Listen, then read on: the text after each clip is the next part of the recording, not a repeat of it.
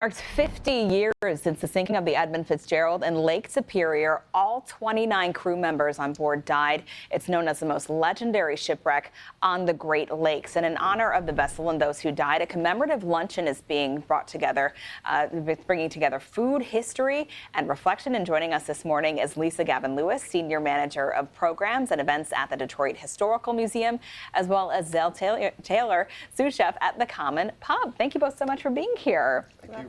So it really seems like you haven't skipped a beat when it comes to research for this event. Tell us a bit about it. Our team that plans our events at the museum, especially the Edmund Fitzgerald brunch this year, we found a cookbook called the Ships of the Great Lakes Cookbook, and it had menus from all the different freighters, and especially Edmund Fitzgerald. So we looked through and we picked a couple things that we thought would really represent the favorite meals of the steward, George, and the crew. And I came to Common and asked if they would be able to help recreate this. That's amazing. So this is food that they would have eaten on the ship.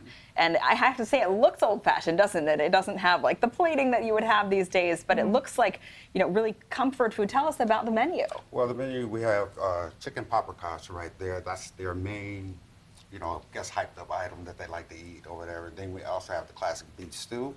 We got the Knickerbocker soup, and we also have the corn chowder. And on the side, we have the classic Greek salad.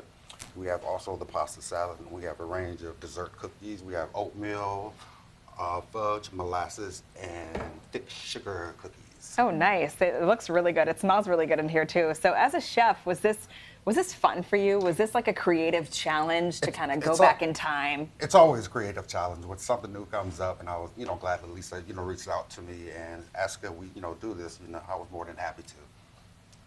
Yeah, and what's your favorite dish or side or everything's everything? I eat everything. Oh yeah. That's what a good chef does. He loves all his food. Yeah, and you actually have an interesting background as a chef. You spend a lot of time in Hawaii. Yeah. So this is quite a separation from that. Sure. Yeah. I got my start in Hawaii. I picked up on that. Actually, we got a class that was called guidance or something, and I was only senior. But that class right there said you have to have this class before you graduate, and that involved cooking, so that's where I got that knack for cooking from. I love it. Well, it looks really good. I think it'll be a great event. And really, I'm not native to Michigan, and once I came here, I understood how important this shipwreck is to people. Every year, it feels like people are speaking about it, but now we're coming up on this big anniversary. So when did you know you were going to throw something big at the museum? We started speaking to different historians last year. We started to try to figure out, we knew the 50th was coming up. We decided we needed to get on it right away. And of course, everybody else is getting on it as well because of how popular it is. So we were able to put together this really amazing documentary just for this event that hopefully we can show throughout the year. But it's been about a year process. Yeah, because it's more than just the meal. I mean, obviously the meal is really like the fun part of it, but it's this documentary as well. What other elements do you have planned? So today at 11 o'clock, we're doing a book talk with this author who wrote this book, Wrecked. It's kind of a different angle on the shipwreck that not a lot of people have talked about. We also have family activities, stuff for kids, stuff for adults. We also have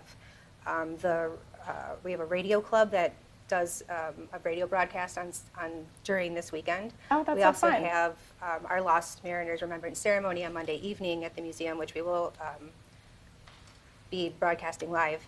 And it's, again, we commemorate the Edmund Fitzgerald, and then usually we talk about another ship that was lost in the Great Lakes, but of course this year we'll be talking about the Edmund Fitzgerald. And just remind us kind of when and where the brunch is happening and how people can get involved. It is sold out. I'm so sorry about that. Just kidding. Well, for those who are attending, I need a reminder. But we're hoping to do it again, but it'll be at the Dossin Great Lakes Museum on Sunday morning.